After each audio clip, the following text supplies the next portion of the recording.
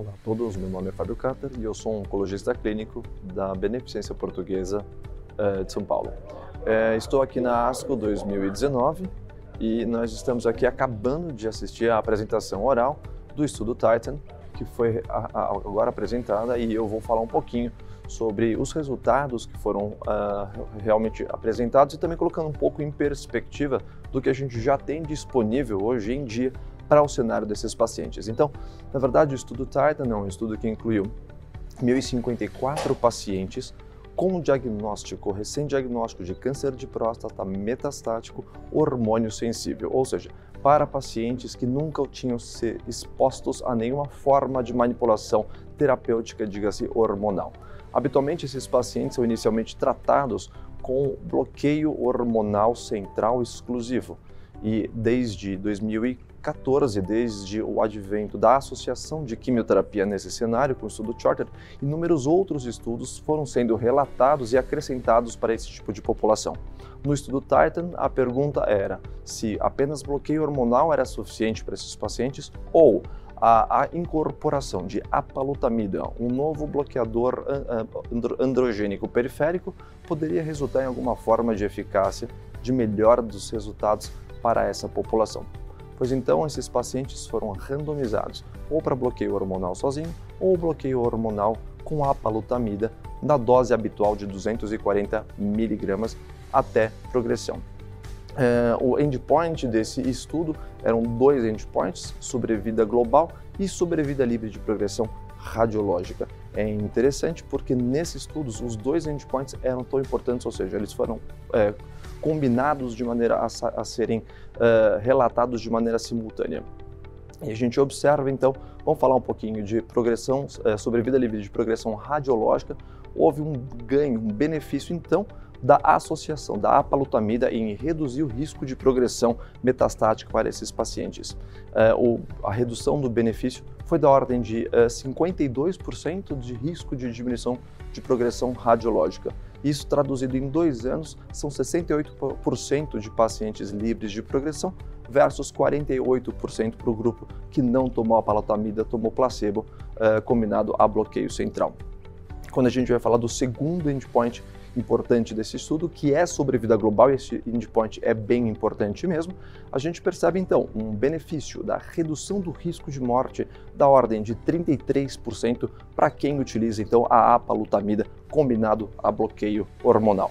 Quando a gente faz a análise de subgrupo, tanto para a progressão de sobrevida livre de progressão radiológica, como para a sobrevida global, não há nenhum dos subgrupos que deixem de se beneficiar. É interessante porque no estudo Titan ele inclui uma população diferente de outros estudos que a gente até então tinha como informação. Nesse estudo a gente permite então a entrada de pacientes que não eram apenas de alto risco, por exemplo no grupo de latitude, onde apenas pacientes de alto risco eram incluídos. Aqui você tem pacientes que poderiam que estavam representados na forma de baixo volume de doença, eles utilizaram o critério de volume, e o baixo volume estava representado na ordem de mais ou menos 1/3 dos pacientes, ou seja, 2/3 de alto volume e 1/3 de pacientes de baixo volume. De maneira interessante também, diferentemente dos outros estudos previamente apresentados, o Titan incluía, ou seja, a possibilidade dos pacientes terem tomado docetaxel antes de serem submetidos à apalutamida. Entretanto, isso ocorreu em apenas 11% dos pacientes, ou seja, um número bastante pequeno.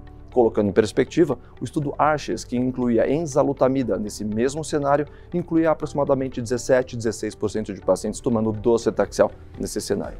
Outra diferença do Titan é que os pacientes poderiam não obrigatoriamente abrir metastático. Então, quando a gente coloca de novo em perspectiva, o Latitude, o Stampede eram basicamente preenchidos por pacientes que abriam metastático. No estudo Titan, 78-80% dos pacientes abriram metastático e os outros restantes 20% progrediram para sua doença metastática ao longo do tempo. Então, os senhores percebam que é uma população diferente, sendo submetidos então a uma droga diferente.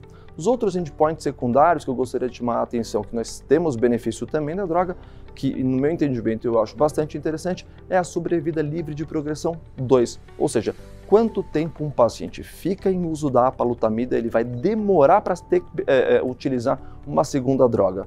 E essa sobrevida livre de progressão 2 foi reduzido, ou seja, foi estendido o tempo de tratamento na primeira linha, e esse benefício foi traduzido num benefício de 33% a mais de risco de você não precisar de uma linha subsequente.